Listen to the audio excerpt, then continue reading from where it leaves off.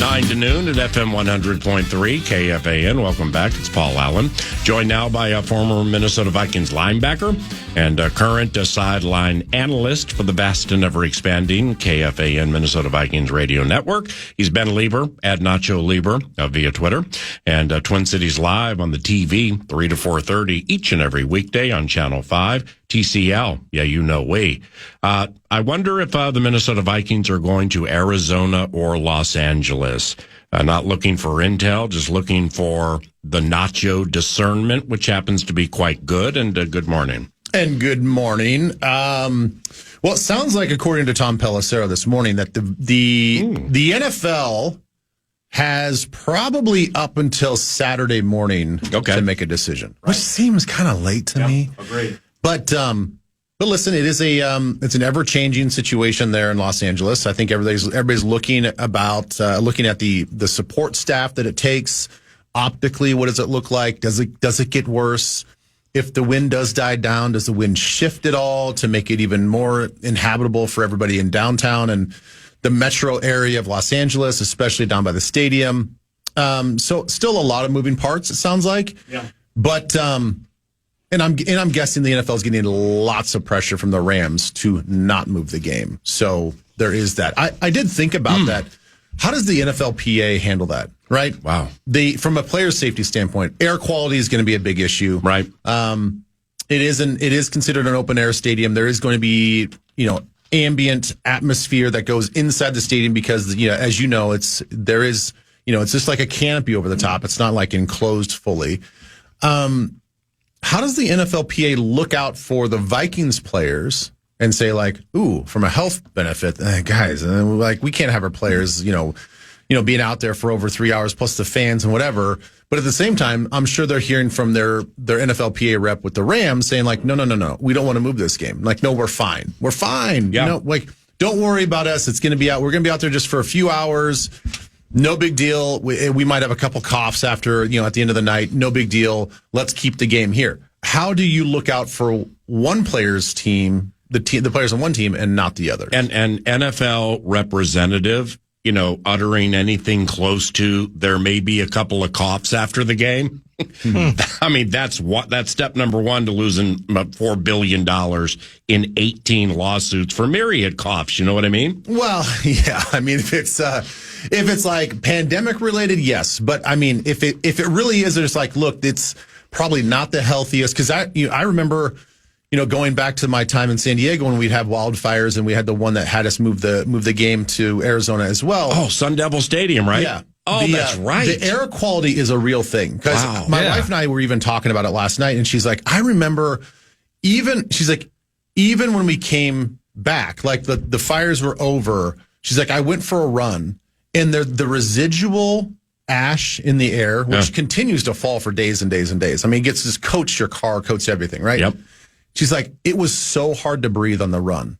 And she's like, my lungs just kind of hurt at the end of my run. And she was out there for maybe 45 minutes to an hour. And you're going to ask these players in the height of this firestorm to go out there and play high intensity football. Like, it's not good for your health at all. Well, and just different conditions, but the field conditions, I remember I had to look it up, but the Chiefs-Rams game in Mexico City, they moved that just over field conditions because they had a rainy season and a multi-event calendar, is the article I'm reading from 2018.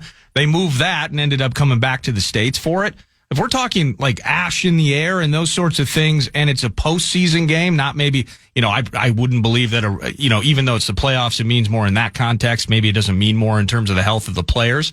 But in the same sense, if we do have open venues, just how about just be proactive and just move it? I know there are these backdoor conversations and things. You're right. The Rams would prefer not to have to move that game and lose a home game effectively. Well, and the gate. I mean, the gate would be preseason and postseason for NFL owners.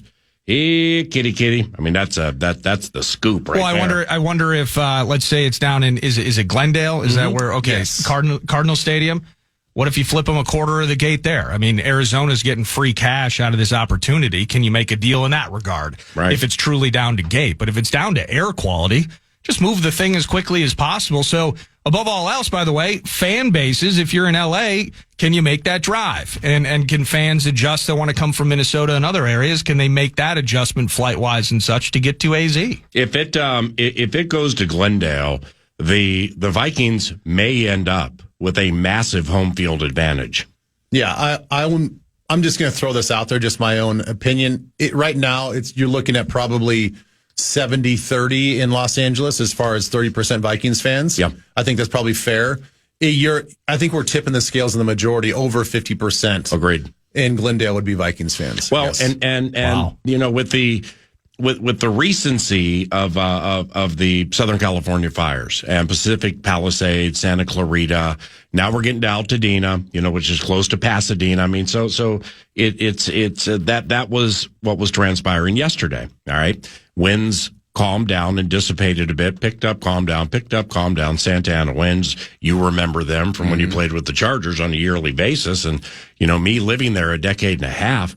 I put this on Twitter yesterday. I mean, I've lived through Santa Ana winds like you, and they're Newport, Huntington Beach, Balboa, the Balboa Wedge, all those beaches, they can be closed down because of the winds and the undertow and everything.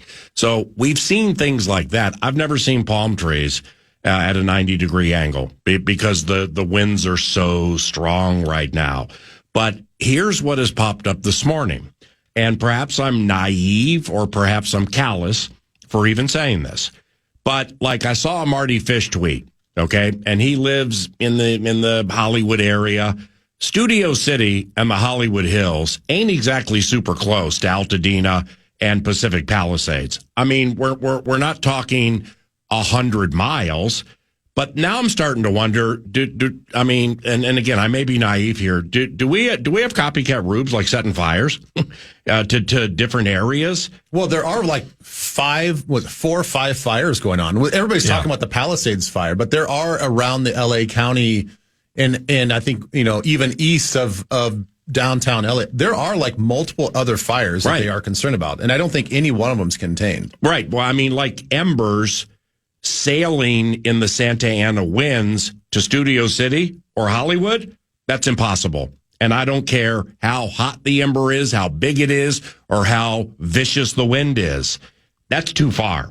So I don't know if anybody, I haven't heard anybody talk about there's a threat of fire in downtown LA or any parts of the actual concrete metro. If you get to the Hollywood Hills, you're inches from downtown LA. See, I'm not aware that it's that close. Studio City is Burbank-ish. Yeah. And, so you go Altadena, Pasadena, then you get Burbank, Studio City, then you get like where Occidental College is before you get to where we've stayed before in Los Angeles, the financial district. So Studio City and Hollywood Hills from where we stayed, couple of, I think it was last year when we played the downtown spot? Or right. No, when we played the Chargers, the downtown spot. I'd say 9 miles, 11 miles. So it's creeping into the city scene a little bit. Yeah. Well, and that'll play into the decision. Yeah. And it'll play into the decision. Again, it's about, to me, now I know Los Angeles is a big city and they have a lot of people and they have a lot of resources and stuff like that. But it sounds like everything is being literally and figuratively choked off. The air quality is getting choked off. The number of firefighters being choked off, emergency responders. What do you mean choked off? Well, all the resources are going to the areas of need. You. So like everybody that's on standby, they're all working now. So now you think about how many resources, and I don't know this number. I'm guessing it's a lot because I know how much the NFL cares about security and all the staffing and all that stuff. All the vendors that put these games on, everybody that's in and around that SoFi Stadium has got to be working, should be working on game day and, the days leading up to game day. So how much of that are you taking away from the city? I don't know that number. It seems like you would be. Optically, it seems like. Now, Abbott made a great comment. We were just talking about it. He's like, but the NFL could be, they could use this also as just sort of like, hey, let's bring everybody together in this trying time. Yeah. All of that. As long as you're not taking away from resources that should be used for people that are evacuating homes and all the other stuff, I think that's fine. Right.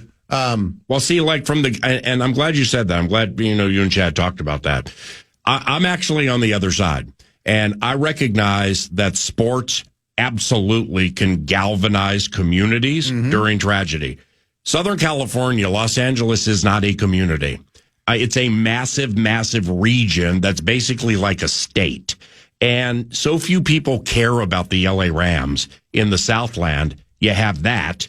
And then secondly, it's not a region. You know what I'm saying? It's just, I just don't, I mean, I understand that and I've seen it and or heard about it before. I just don't think that's the case here. Well, I think you and I are on the same, we're on the same wavelength, I think. I mean, you're for moving the game is what it sounds like. I don't know. I can't say that yet.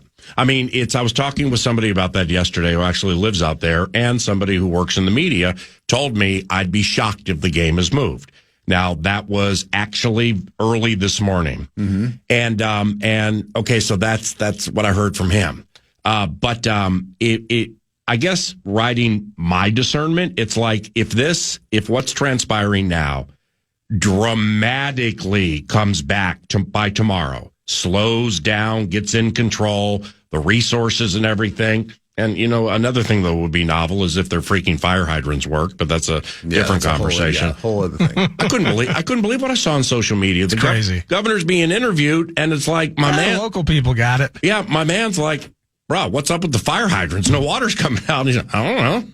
Exactly. I know. I mean, that's Mabel's able to water a rose bush over there. No, and the mayor's a disaster too. She has no idea what's going on.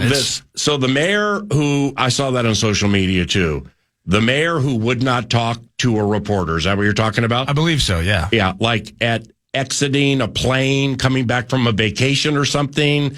Okay, people have rights to go on vacations, not knowing wildfires are going to take place. Right. But then when somebody encounters you in one of the worst situations in the history of a part of the country that has had a lot of bad situations with natural disasters, and you sit there and look like a moron and don't say a word, I mean, it's embarrassing is not the right word. Reprehensible and repulsive are the two words that came to mind for me. I think that we're constantly reminded that we see a lot of people in high power, high profile positions. And you'd think that, like, yes, they've earned it. They've worked really hard to get there by whatever means, whatever game that you need to play to get there. Yeah, they inherit like this level of trust and respect and reverence as part of that position. Correct. Yeah. But over and over again, when life gives you real life situations, we see so much lack of leadership. Right.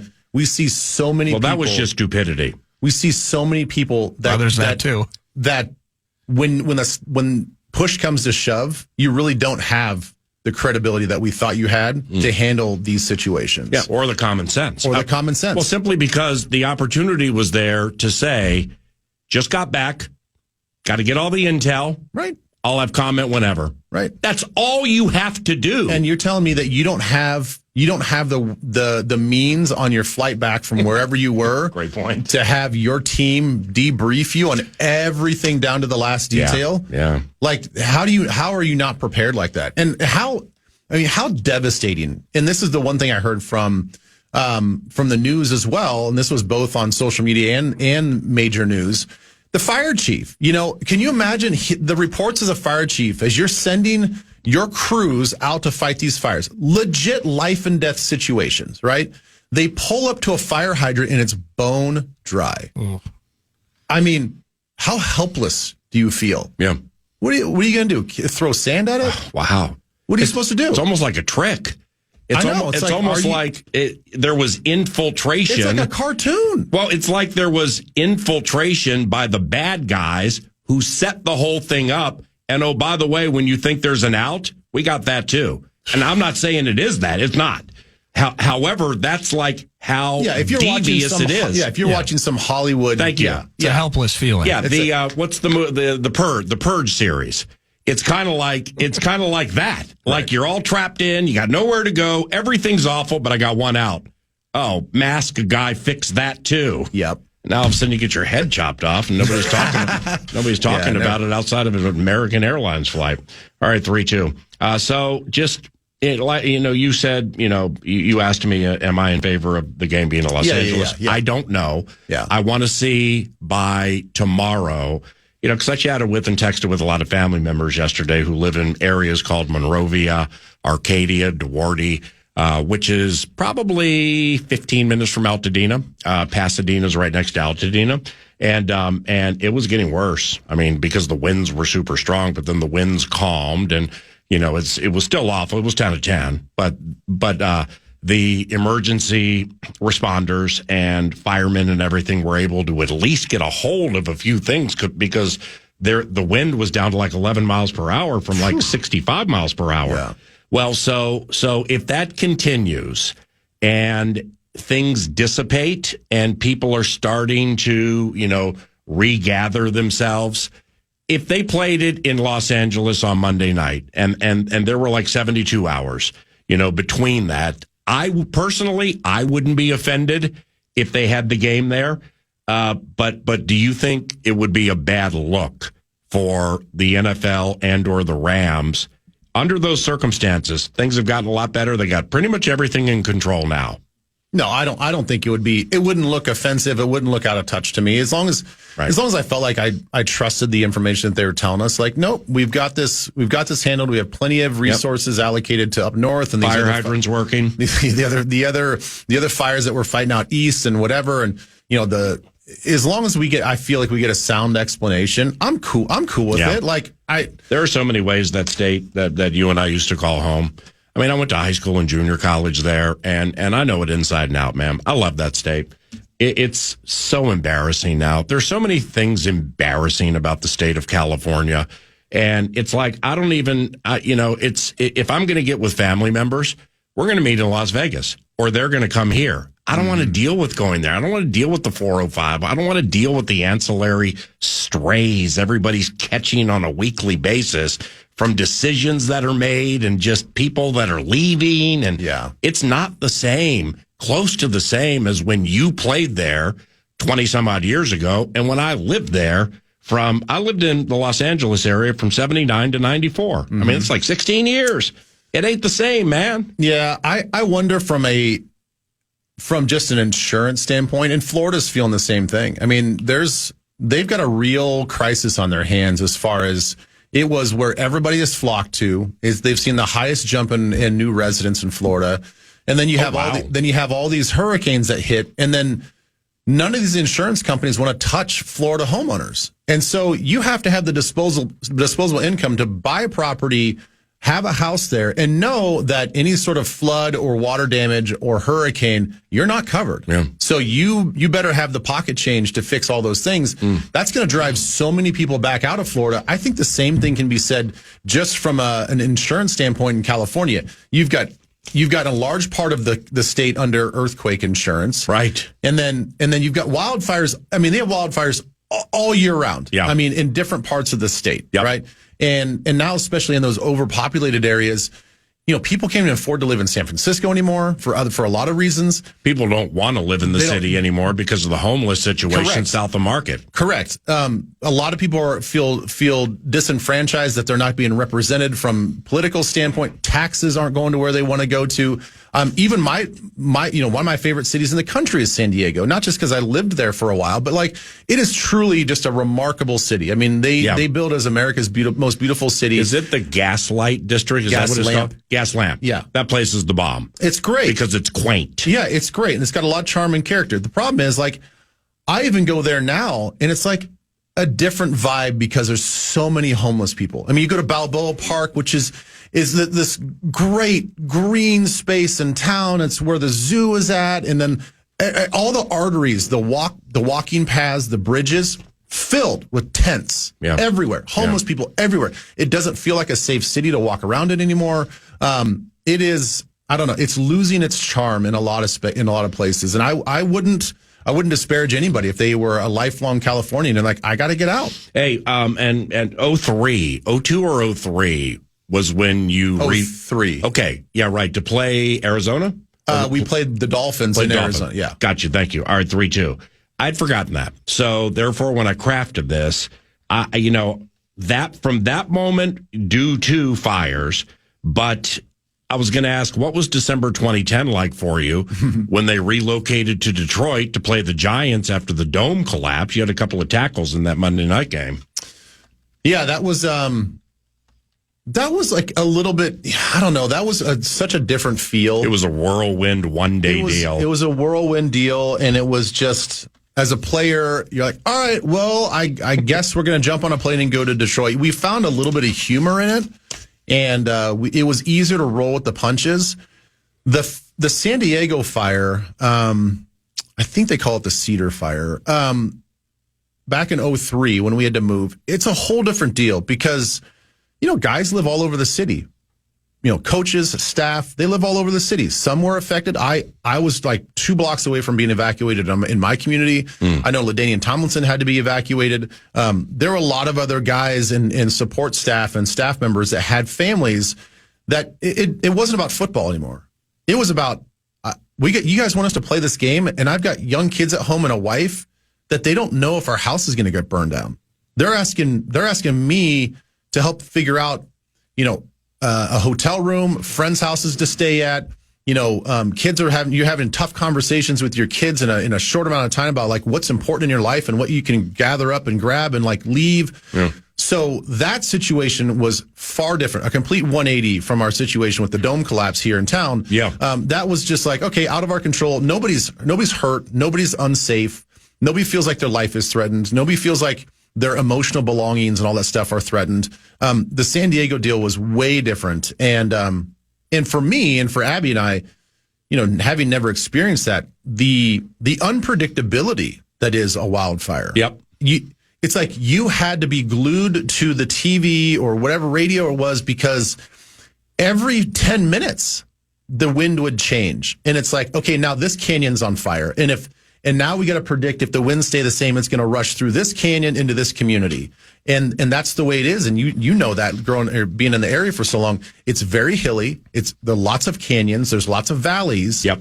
And when the wind starts going down one valley, yep, there's nothing you can do to stop it. And the fire moves at miles per hour. Oh my gosh. It's moves not like so fast. Yeah. I mean, I watched the Weather Channel last night.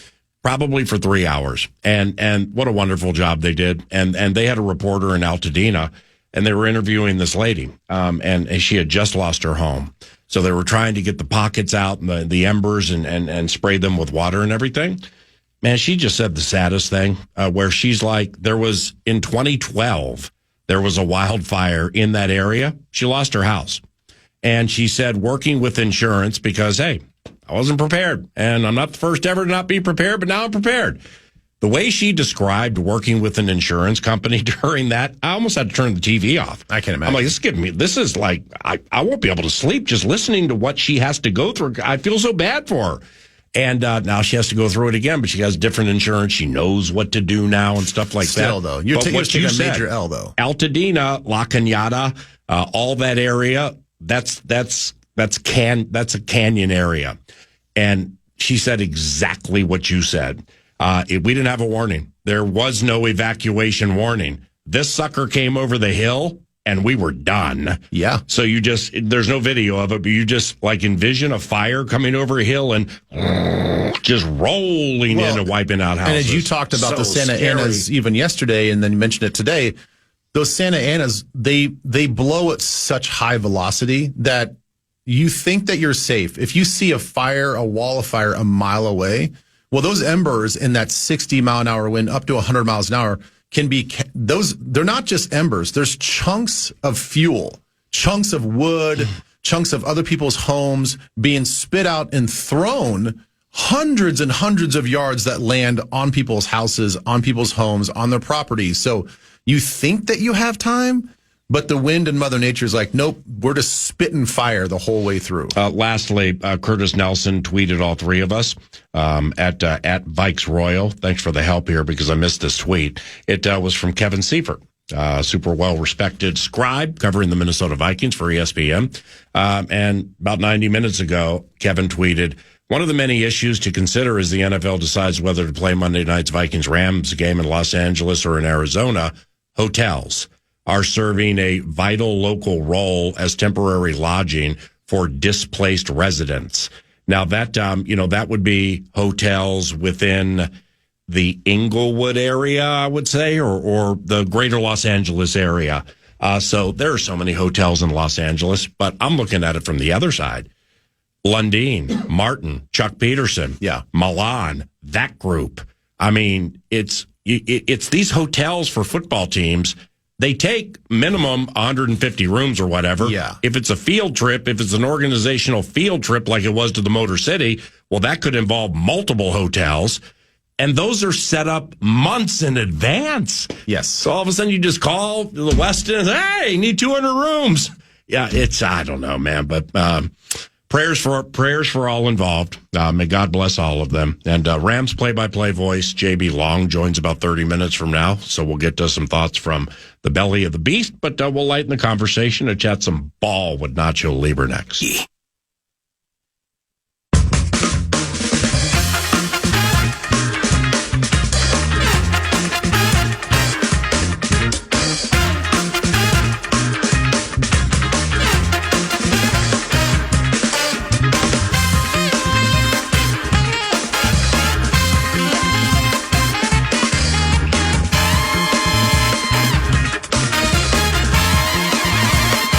Welcome back, 9 to noon. Thanks to Maple Grove Lock and Safe. Ben Lieber's in studio. Ben, what is your level of confidence into Monday night?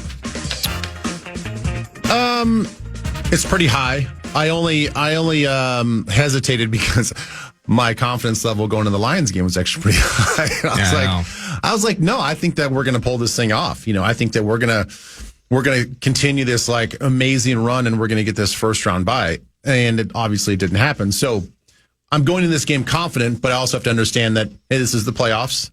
Their starters got a little time off. I'm sure that they really enjoy getting that little refresh. And, our guys are coming off a really, really tough loss, but I do feel good about it. Maple Grove Lock and Safe. What for the Vikings, no matter where the game is, what's the lock of the week? Well, I think our pass rush has gotten much more consistent. If I remember right, you probably have the exact number. We had, 3 pressures, I think, the first time we played, and 0 sacks. 0 sacks, yes. Don't know the pressures. Yeah. Well, it was that quick game. I remember going into it, we talked about just the immobility and how good our pass rush was and how that would mix. And then in some ways, we're left kind of in awe of how easily McVay was able to kind of structure things around that quick 3 and it's out. And that gave us problems all night. Yeah. So it's one of those things, as you like to put it, that I know that we know that you know that I know, whatever. It ain't a whatever, it's real. I know. I just didn't say it as eloquently as you do. We're expecting quick game. They also understand that. I think all of that being said, the little chess match that happens, I think that we do get to Stafford. I don't think that he has the efficient game that he had the last time. They got a new left guard. The L that was there when we were there was replacing a second rounder who's in his second year, Stephen Avila. I don't know if he's good or bad or whatever, but he's their preferred left guard, so he's playing. Well, that could really help out too. So anyway, point is, I think that we get my Maple Grove Lock and Safe lock of the week is we get 3 sacks. What happened to the Addison text? I told you that's just an answer. That has nothing to do with. If I ask you 10 to 10:42 tomorrow, are you in? It's a 47-yard touchdown for Jordan Addison. That's not a yes. That's the lock. It's not a yes. I mean, okay. So right, pass rush or what? Okay, so I think our pass rush, we get to Stafford. Yeah, we'll have 2 this week. So we'll get 2 sacks. We'll have 3. We'll have 3 sacks, at least 3 sacks on Stafford. Okay. And to pay off my text to you, Jordan Addison will have a 40-plus long touchdown run. Okay, coward. Why don't you say 47? Just dagger it. Go specific on the yardage. Let's see. In the next 3 minutes, 3 to 4 minutes, I want to fly through some of these games just to get your quick twitch. And here they are. Do you give the Packers much chance at Philadelphia? 4.5-point underdogs. No, I don't. I think that Philly's going to get them kind of left-handed pretty early. I think they're going to struggle with the passing game now that Watson's out. And I think Philly kind of rolls in this game. The Chargers -3 at Houston. What do you think about that one? I think the Chargers got something kind of hot and rolling right now. Houston has not been particularly strong, so I would take the Chargers in this one. I'm with you on that. Doesn't this just seem like Jim Harbaugh's time of the year? Yes. I mean, and Justin Herbert. Do you trust Herbert? I do. I do. Like I'm such a fan of Herbert. Okay. Yeah. The Ravens host the Steelers and are 9.5-point favorites, which happens to be quite a big number for a couple of division rivals.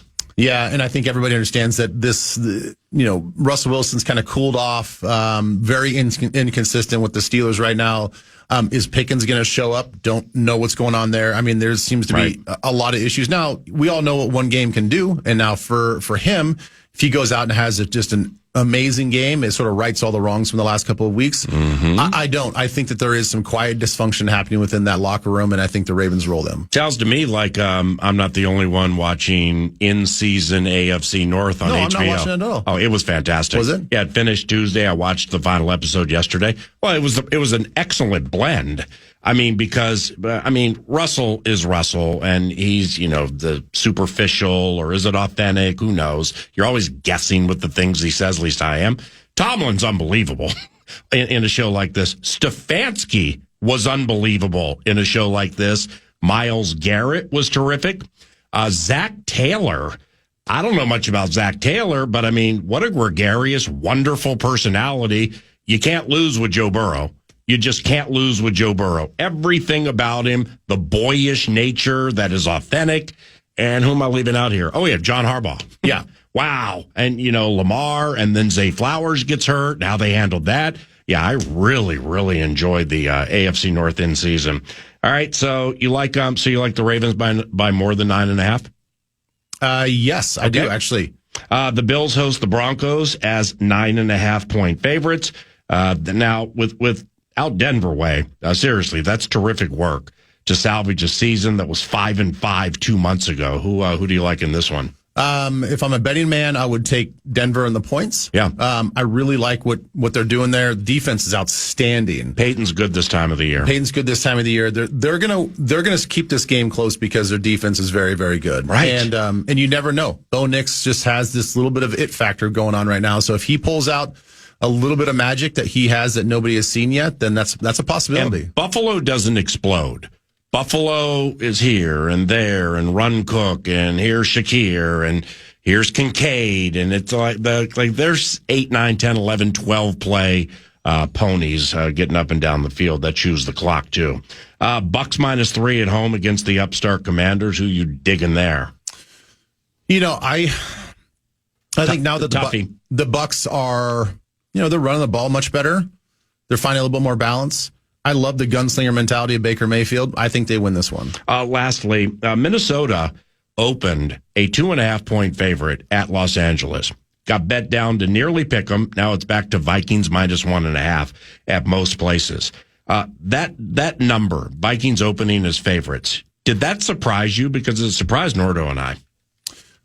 It did a little bit, especially coming off of, the game that we just showcased against the Lions, and the fact that, you look at our last game against the Rams, and, they kind of outclassed us. They beat us pretty good. Maybe the score doesn't indicate it, but it's like, it was a pretty convincing win. Agreed. And so, like the 31-9, I feel was a closer vibe because Darnold missed 5 touchdowns. Yeah. Then the Rams bit, which was closer, but I didn't think it was closer. Yeah, it is a good point, because you saw the obvious missed opportunities that we had against the Lions, and maybe not so much against the Rams. So I'm a little surprised by that. I do think, like I said earlier, I do think that we win this game, but I'm surprised that we opened as the early favorites. Good seeing you. Good to see you. See you this weekend. And who knows where we're going, but we will be there together for Monday Night Football. Thank you, Ben. Thank you. Ben Leber at Nacho Leber via X, and also 3 to 4:30 Twin Cities Live on Channel 5. That includes today.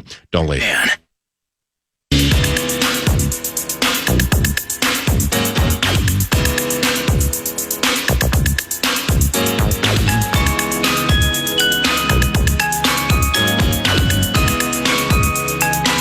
Welcome back. It's 9 to noon, and it's News du Nord, courtesy of the Casino at Canterbury Park. And check this out, January 17th through the 21st. It's coming up.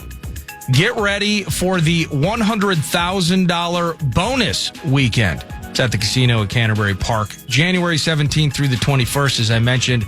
It's an extra $100K that they're dumping into the table game jackpot of Ultimate Texas Hold'em. They have great table games there. I'm a 3-card poker guy myself, but I'm about to be an Ultimate Texas Hold'em fan in a hurry because they're dumping an extra $100K into the jackpot. So check that out.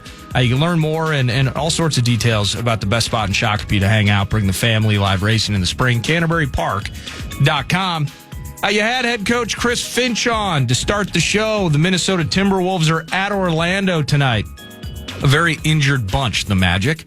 The Wolves are a 5.5-point favorite. It is a 6 p.m. tip.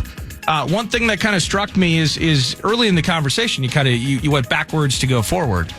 When they did lose at Detroit a week ago, you asked him, hey, what'd you say after the loss? And I did kind of find it interesting, and maybe I shouldn't, because he also talked about kind of, working with a younger roster. Randall's not young. Rudy's not young. Conley's not young. But you have several young players in big spots on this team.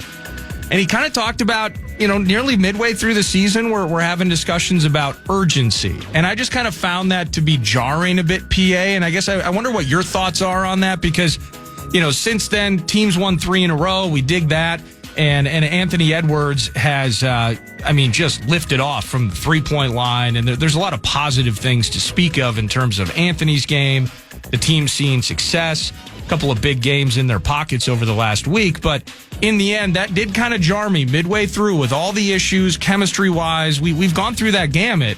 This time of the season, that kind of loss, I get it. No Jaden Ivey, but still Cade Cunningham's pretty good. You lose the way you do to Detroit, and we're talking about urgency. Yeah. That kind of smacked me a little bit, to be honest. Understandable, but see, I've pulled back on getting loud about certain things Timberwolves related, including to a certain extent outside of a couple of childish tantrums in truncated fashion.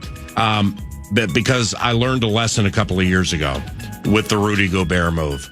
And this right now is better than what it looked like when Gobert was throwing punches at slow-mo. Because those who formulated 10 of 10s on how bad it was, how wrong it was, how much of a loser you are in a deal. Yeah. Yeah, well, you didn't hear from them because that's generally what opinion-related cowards do. But secondly, it completely turned around, and they went to the Western Conference Finals. Yeah. Doesn't mean that's the case this time, but that is part of the past. Those are part of the past performances. Indeed. With this coaching staff. And it's interesting you bring that up the way you did. Dane Moore, who joins 9 to noon, he has a very interesting tweet, and I'm not sure. He tweeted it, I think it was yesterday, and it was off a podcast he did, and he wrote January 7th, Chris Finch discussing how much respect and admiration for what he and the team have asked of Julius Randle this season, and talking about the absolute disconnect between an honest Finch. I mean, Chris shoots straight. Compared to like the fan base and what a perception is, which really reminds me of a couple of years ago after that Stifle Tower trade. And Chris said, listen, I got a lot of respect, admiration for Julius. His shot attempts overall are down from where he was in New York. His numbers have been in line with them too. So he's having a bit more of an efficient season for us. We've asked him to do different things at different times as our team ebbed and flowed. Hey, we need you to score more. Hey, we need you to pass more. Hey, we need you to create more offense. We need you to handle more. Pick up the pace for us. He's tried to respond to it all. I'm always conscious we're asking him to do a lot of things, and maybe he's not able to settle into his own rhythm sometimes. But he's been a trooper. He's guarded a lot, taken a lot of really good matchups for us, and tonight was a good example of that. So that was off the Clippers win. That was, I believe, after the Clippers win, or they. Well, yeah, that was a couple of days ago. I misspoke, by the way. It would have been Clippers. Would have been. I can't remember who they most recently beat. Well, it was at New Orleans. Thank you. 2 days ago. It might have been that because the box score for Randall, and I didn't watch the Clippers game, but the box score for Randall was low. The box score at New Orleans, and I watched about half that game, and he was better. He was more engaged and stuff like that. But there are just some. It's very interesting because from an eye test standpoint, 2 seasons ago, there could have been a laundry list of things with like Gobert. Doesn't work. But, I mean, if that was a heaven or hell situation, you better have sunscreen because it flipped the next year. With Randall, there are so many eye test things with him for me where I'm just like, what in the hell is that? Yeah. I mean, I'm at Little Caesars on Saturday night. He takes a pass down by the block, by the basket. Basically, nobody in front of him, and instead kicks it out to Conley, who clanked a three. And then they go the other way, and of course, Malik Beasley hits a three. Yeah. So, I kind of wondered with somebody after the game, like, why does he do that?